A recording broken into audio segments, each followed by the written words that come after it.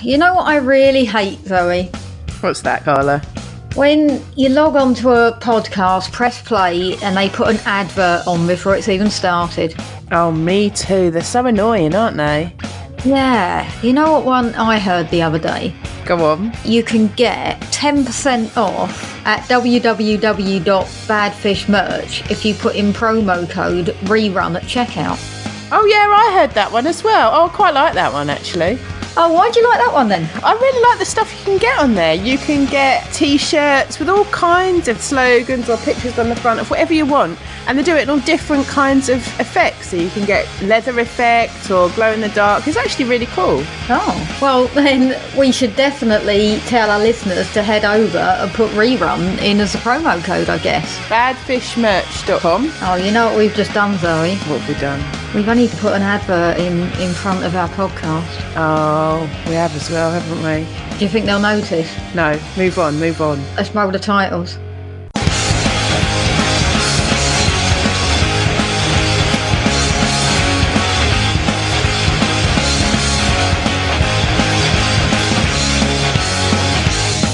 Hello, thank you for choosing to listen to Number One Rerun.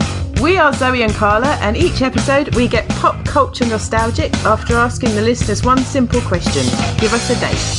That's right, and this week we are heading back to the 13th of July, 1988. Let's go.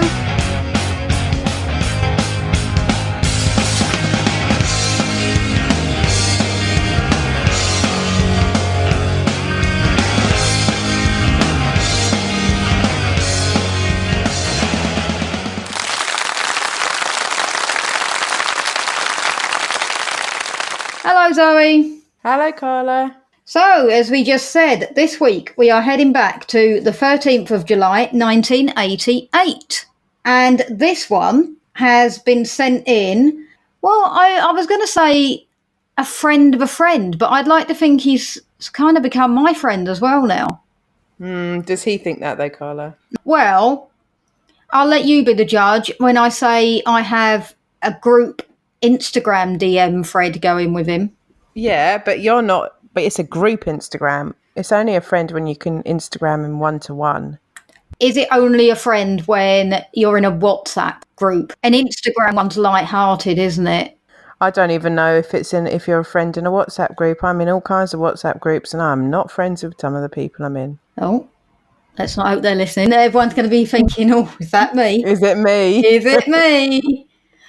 You know what, though? I have so many WhatsApp groups. I mean, forget the work phone. That's mental. But even on my personal phone, that during Love Island, I just can't keep up because I have so many different groups texting me and then individual people as well. Oh, I'm one of those people. I'll ease off, Carla. No, that's fine. I only text you during Love Island and maybe my mum. But do I treat you with respect as if I am only speaking to you? That's the important thing. Yeah, but my guess is that you would have been surprised if you weren't also texting other people. I'm not copy and pasting, though. Oh, all right. Anyway, do you know what, Carla? We actually haven't said who it is we're doing. Sorry. So, this is Lyle, and Lyle is my friend Holly's best friend. And Holly, I think most of our listeners will probably also listen to theme park films. Why wouldn't they? Holly is a co-host of my other podcast. So that's how I know Lyle. I feel like I know Lyle, and I've never even met the guy, spoken to the guy, but I feel like I recognise it. No, I wouldn't recognise him to look at from a lineup, but I think I'd recognise maybe like a pithy comment that he made. Yeah, absolutely. I'd know where it would be him. I don't think we've done one single show on theme park films without Lyle giving a shout out. Because unlike this one, where we don't ask for shout outs for this one at all. Well, only that we ask for a date from people. I think that's quite That's true. We dedicate the entire episode. Yeah, that's quite a big shout out, I would argue. That is quite a big shout out. Yeah, you get a whole episode to yourself. But on theme park films, we ask for shout outs on whatever film we're doing. And Lyle, I think, has contributed to every single episode.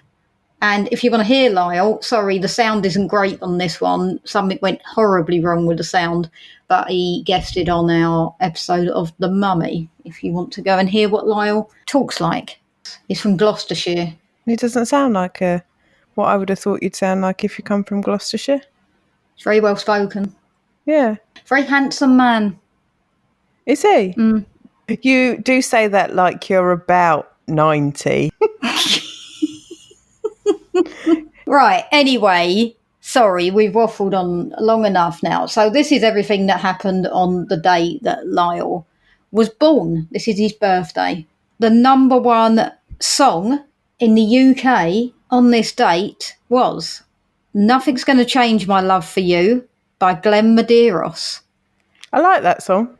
I found it really hard to say the title without bursting into the song. Yeah, as you were just saying it just then, I was about to burst into song, and I thought our listeners get far too much of that. We do burst into song way too often for everyone's liking, I think.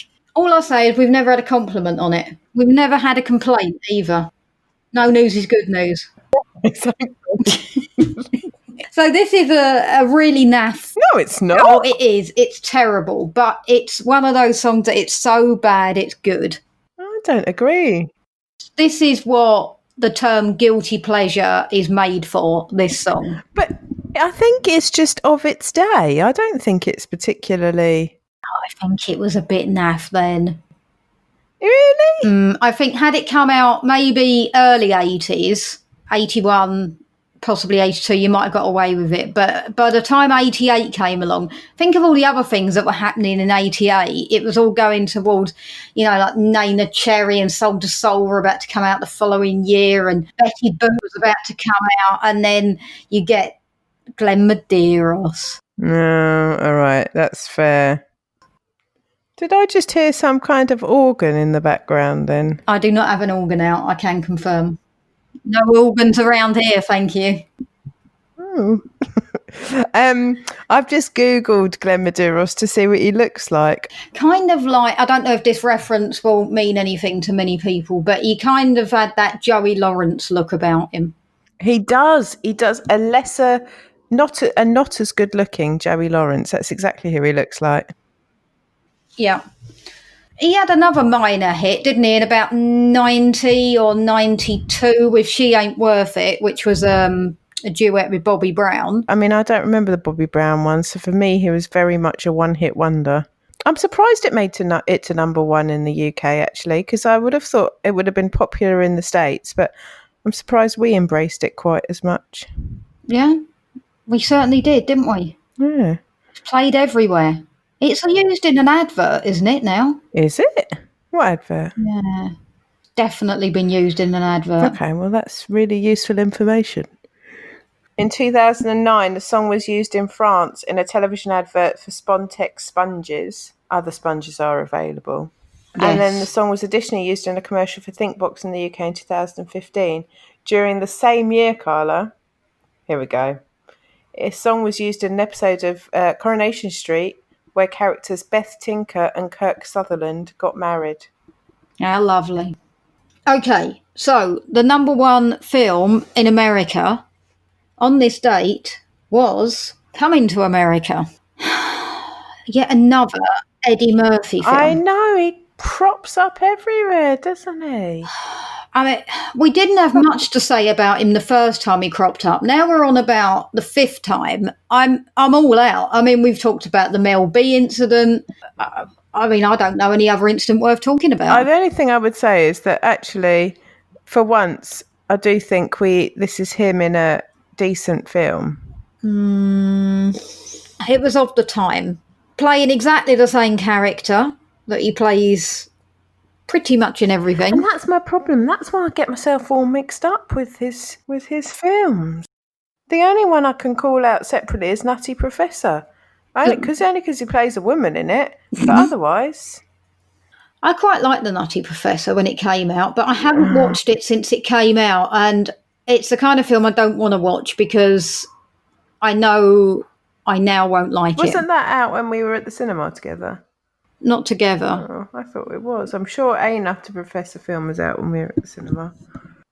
I've worked at 2 cinemas, not to brag. So you went, I've worked at 2 cinemas. 2 cinemas, and I. That was the one before I met you. It was out because I remember my nan and granddad had never been to a modern cinema, and this was when it. Oh. I know that as it got older, it didn't look modern. UCI in Sutton, which has had a refurb, by the way, but at the time, it was quite the cinema, and my mum and dad bought my nan and granddad to see the film while I was working. Oh, that's nice. So they could see where I worked. And, we thought, well, that's inoffensive enough. They can watch that. And I was seating show. So for kids out there that don't realise this, that you used to get given seat numbers and you had to sit in those. And there was one person that used to run around and seat everyone. And that was me. Well, it wasn't just you. No, not exclusively for the country, Zoe, but, for this particular one. I did my fair share. Thank you very much. Yeah. You did your fair share. But for this particular screening, which was sold out, I was seating everyone. And my nan and granddad were just literally beaming from ear to ear, watching me run around. And afterwards, she said, "You're so clever how you managed to find all those seats." And she praised me and praised me and praised me. And she said that she made her so, so proud. And I just thought, oh. It's no wonder you've not got a huge amount of ambition, isn't it? I peaked. I mean, bless them. If they've massively praised you for being able to count and do your ABC. My granddad was always like, "You've got to be, if I got a 80%, why didn't I get 100% kind of jobby?" In a nice way. Do you think that's why I'm so happy and you're a misery guts? Yeah, I think it is. Oh, that's a shame, isn't it? Because, and let's bear in mind, I'd left school very early, decided not to go to college, went to college, left immediately, didn't even attempt to think about uni, and decided to work full-time in the cinema. My nan and granddad and mum and dad couldn't have been prouder of me. Oh, I think it's lovely. It's quite sweet, isn't it? Yeah. So that's what the Nutty Professor reminds me of. But you know what, Zoe? We're not talking about Nutty Professor. Once again, we've defaulted to what we can talk about. I had a good hour to think about it. I don't think I could have come up with anything more. But you've seen Coming to America, haven't you? I have seen it, yes. I've seen it. I saw it probably not at the time. I don't know if it's the kind of film I would have been watching at 10, possibly, if my mum and dad rented it from the video shop. But I've seen it, I want to say in recent years, so within the last 10 years or so, I think I've probably seen it on telly, but kind of leaves me a bit cold. As we know, I'm not a huge fan of Eddie Murphy, other than, which we've talked about before, Bowfinger, which was a really funny film. But outside of that, I mean, I guess you could say Shrek. I was going to say that's the only thing that I would say that I particularly enjoyed him in. But even that, as we've discussed before, he's quite annoying in, so... And he is the same. Yeah. Sorry, Lyle, we're not doing very well, are we?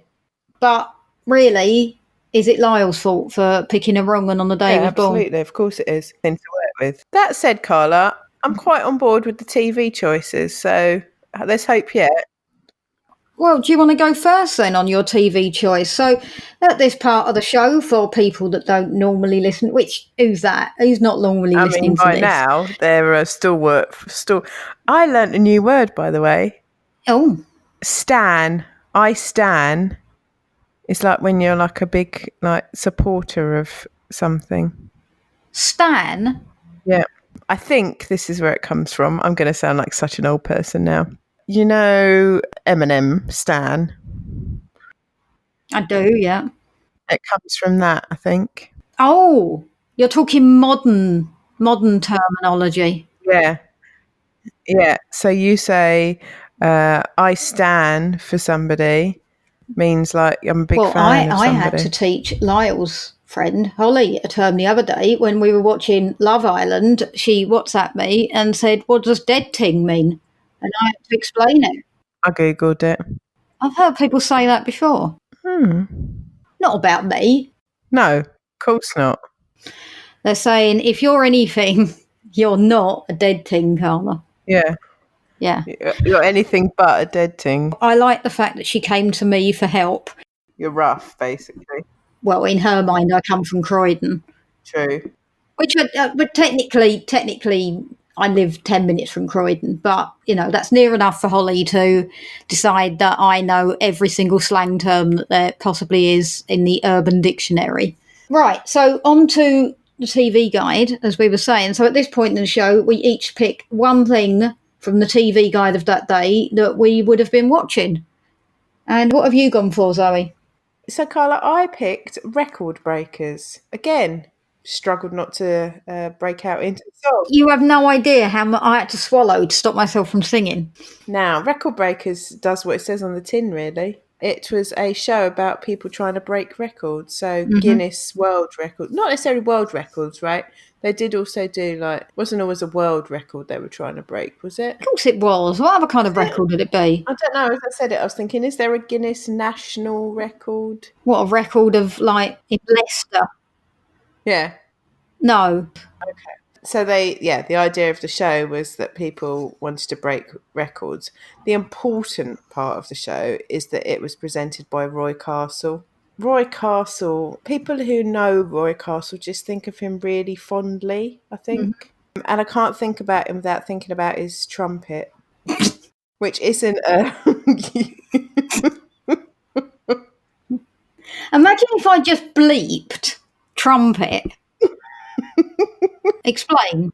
He was just really famous for playing the trumpet. But he wasn't a trumpet. Oh, wait, I mean, he was a trumpet player, but that wasn't his thing, was it? Not a professional, I guess, but he was good at it. He was an entertainer that happened to play the trumpet. Yeah, but he entertained with his trumpet, so... He entertained you with his trumpet. He did. I loved it when he played his trumpet. I never liked the trumpet part. Oh. It was kind of like when Bruce Forsyth, he was a good presenter and then he'd break into a dance. And I'm like, just because you can doesn't mean you should. And I kind of felt like that with Roy and his trumpet. No, there's a difference though. Roy Castle can play the trumpet. Bruce Forsyth could never dance. Oh, that is outrageous. Oh, Carla, come on. He used to just sugar his feet about a bit. Yeah, when he was about 104, originally you probably could dance. No, I could dance better than Bruce Forsyth. Well, that sounds like a challenge. Yeah, definitely. I'm up for that one. I definitely could dance better than Bruce Forsyth. Okay. I wonder if Lyle knows who Roy is. Maybe not. No. So just to fill in the gaps, Roy, I think he was probably one of the first people who was very open about the fact that he had cancer. I don't remember anyone before then. I remember as a kid being quite shocked by it because, people didn't really, in the public eye, didn't really talk about it. No. And so he had lung cancer and he set up this foundation. And I think the thing was that he wasn't a smoker or anything, was he? So he was, No, I think he was quite clean living, wasn't he? He was quite fit and agile and stuff. So it was a bit of a shock. Yeah, it was one of these things where, it was like a big deal that he had been diagnosed. And then obviously he died of it, which is very sad. Yeah, he died very young. Well, 50s. 62 apparently. That's quite young, isn't it? Yeah. But of course, you haven't mentioned his co-host. Oh, I don't remember his co-host. Who was his co-host? Oh, Chris Akabusi. No, forget Chris Akabusi. He used to do the outside links that no one else wants to do. Cheryl Baker from Bucks Fizz. Was she? She pales into insignificance next to Roy. She does. Come on, she does. Thin ice. You need to explain why you're so obsessed with Cheryl Baker because, it's weird, but at least try and explain it yourself a little bit to sound not quite so weird. It's not weird. My first favourite ever band when I was a kid were Bucks Fizz, who were, for those that don't know, Are You Mental? Obviously you must know. They won Eurovision. And they were kind of the Step stroke S Club 7 or whatever of the 80s. I don't think you should change bands, right? And I've evolved and I've added bands to my repertoire, but Bucks Fizz will always remain one of my favourite bands because they got me into music. Is she Cheryl or Cheryl? I can never remember. In the 80s, she was Cheryl. Now, all of a sudden, everyone says Cheryl. I don't know. Have we just started speaking differently? Because we say batteries different now. We say batteries, which really annoys me. So are we just changing the way we speak? Oh, you sound like Carl Pilkington again. Do you say batteries? Yes, because that's the correct way of saying it. And nowadays, everyone says batteries. Or instead of saying footballer, people go footballer. No, it's footballer. No one says batteries. Me and my mum do. The only thing I could think of is like assault and battery. That's the only time I'd say battery. Anyway, so I still love Bucks Fizz. And Cheryl was a singer in Bucks Fizz who went on and did a little bit of TV presenting in the 80s, and Record Breakers was one of the shows that she presented. And she still talks very fondly about Roy to this day. What do you mean, to you, when you catch up with her for coffee? Look, that injunction only lasts another few months. And then I can get back to having that chat that I know she enjoys. Right. If you could break any record, what would it be? So I think I could break some kind of eating record. Yeah. I think because I'll have to be on a good day. On a good day, I can eat a packet of biscuits. No problem. What, a whole pack? Yeah. Mm. Like, take a packet of hobnobs, for example.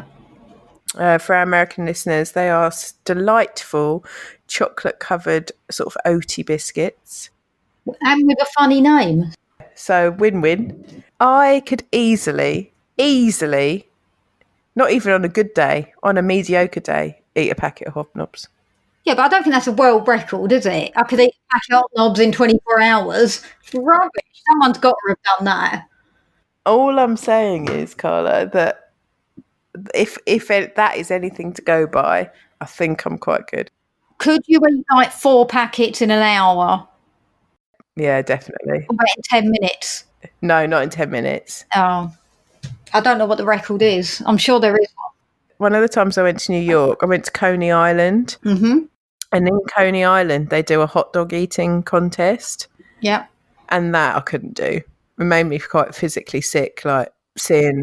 They dip the bread into water, don't they, to try and like get it down quicker and... Yeah, well... I'm just seeing if I can find out. There's a Guinness World Record for the most Jaffa cakes eaten in a certain amount of time. I'm just trying to see what I could eat. I can eat a hell of a lot of Jaffa cakes. 17 Jaffa cakes in 1 minute. No, I couldn't do that. Someone's eaten a digestive biscuit in 27.38 seconds. I couldn't do that. I need to rethink this. I remember it was a craze during the early 80s that there was a world record for how many cream crackers you could eat in a minute. Oh, yeah, that's horrible. I would never be able to do that. And I remember we all gave it a go one day, the extended family and everyone around the table. And it is really hard because they just expand in your mouth. It is really, really hard.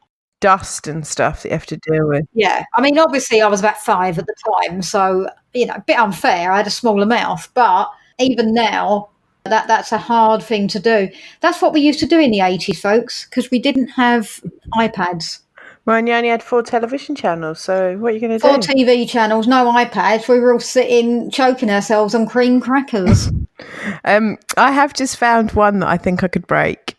The most Ferrero Rocher chocolates eaten in 1 minute is only 9.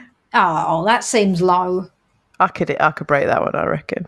As long as someone's already unwrapped them for me. Oh, but maybe not. What are you thinking then? What are you going to go for? When one of my colleagues went out with me a few years ago in the car, on his phone, he was trying to test me on Iron Maiden songs and he was just playing 3 seconds of every song. And bearing in mind, they've got a lot of songs. They've got, 15 plus albums. Each album's got an average of about 10 songs on it, plus B-sides. Could you, there's been that program on TV recently where there's, people naming songs. Could you do it for other songs as well? I think so. If it had been in the top 40 in the 70s, 80s, 90s or noughties, I could probably name most songs in 3 seconds, I reckon. Wow, okay. That's quite good going. That puts my... I don't know. I've never tried. I mean, I could be completely wrong. I feel it's more convincing than my Ferrero Rocher eating, to be fair. Well, anyway, I think we found our 2 that we would do. It's amazing. You can get a world record for anything. Oh, there you go. Most Beatles songs named in 30 seconds. You could totally do that then for Iron Maiden. Maybe it already exists. Probably does. Iron Maiden fans are pretty mental. Yeah. So, yeah, I'd say someone's probably already given that a go. Well, but I think you have got every chance of breaking it. Iron Maiden have got their own... Well, yeah, they've got their own version of kind of a guess the song app thing, and I'm pretty good at it. You don't have to say it in that really cocky way. No one is impressed by that, trust me. No one is impressed. Not even Iron Maiden fans. Well, Iron Maiden fans are busy in their mother's basement right now. They are not listening to this. Anyway, on to my pick of the day. Okay. I went for The Really Wild Show. Oh. Remember that? The Really Wild Show used to be on, well, it was on children's BBC before it was called CBeebies, which annoys me. Why didn't you just keep it as children's BBC? CBeebies is so silly, isn't it? I thought CBeebies is a different thing, though. CBeebies is a channel. Well, CBeebies just replaced what they used to call children's BBC, and then when we got satellite channels, it became its own channel. Yeah, but CBeebies is for little kids. Yeah, but there's nothing for middly kids now, is there? They don't have their own programmes that run mid-afternoon. No, you're right, because it's all those quiz shows. Good point. So, for those that don't know, The Really Wild Show, it was presented by Terry Nutkins. A great name. What a name. He was a bit of a legend of his time, wasn't he, Terry Nutkins? He was. Well, there was a few presenters, but I think the ones that we are going to reference are the ones that we remember. So that was Terry Nutkins, Chris Packham, who everyone still knows now, and Michaela Strachan, who I think still is on telly. Is Michaela still on telly? Oh, yeah, she still does animal stuff. So I knew Michaela from this, but obviously she also presented Whackaday on ITV with Timmy Mallet, and that's so she kind of did 2 shows. So you saw a silly side on Whackaday, and then you saw a kind of a bit more sensible side on The Really Wild Show, and she was one of my favourite presenters, so much so that I named one of my guinea pigs after her. Michaela or Strachan? Just Michaela. I didn't call a guinea pig Michaela Strachan. I didn't see the need for it to have a surname. No, I mean, you could have called him Strachan. It was a girl. Oh. Did you refer to her by her full name at all times? All times. So she didn't call her Mick? No, always Michaela. Oh, how very formal. It was a formal guinea pig. Now I've got a vision of a guinea pig in like a top hat and tails, but it was a female guinea pig, so that doesn't really work. Yeah, she didn't look like Gentleman Jack. An up-to-date reference for once. Yeah, of something that I didn't watch. No, neither did I, but I've seen the posters enough to know what Saran Jones looked like in Gentleman Jack. Supposed to be very good. Didn't see it. Yeah. Supposed to be great. Who knows? So The Really Wild Show, it was basically, just learning about different animals and stuff. It was kind of a more light-hearted version of, I don't know, what David Attenborough was doing, I suppose. But at the time, Chris Packham was very young, wasn't he? He was. And he had bleached blonde hair. It was styled like Gary Barlow's early Take That years. It was. And Michaela Strachan, she hasn't aged in all the time that she's been on telly, I don't think. No, I don't watch any of the shows that she's on now, but I saw her crop up on, I think she was on Pointless Celebrity with Timmy Mallet, and she looked fantastic. She looked really, really good. She does. So we like her. Big thumbs up to Michaela Strachan. Anyway, I'm sure that we've given Lyle a snippet into life in 1988. A soupçon of life. Oh, learned another word, have you? No, that's very. Everyone knows that word, Carla. Yeah, a soupçon. So, if people want to be like Lyle and submit a date to us, how can they go about that? Well, Carla, if they would like to submit a date, they can contact us on social media on Facebook, Instagram or Twitter at Number One Rerun, or they can email us at numberonererun@hotmail.com, or they can submit an iTunes review, only a 5-star iTunes review, of course, and put a date that they would like us to talk about in their review. Lovely. And we are also the proud creators of Britpod Scene, which is a collective of British podcasts. If you head to Britpod Scene on Twitter, all of the shows we retweet are the shows that we endorse. So thank you very, very much to Lyle. Thank you, Lyle. And thank you very much for listening. We will see you in the next one. Thank you. Bye.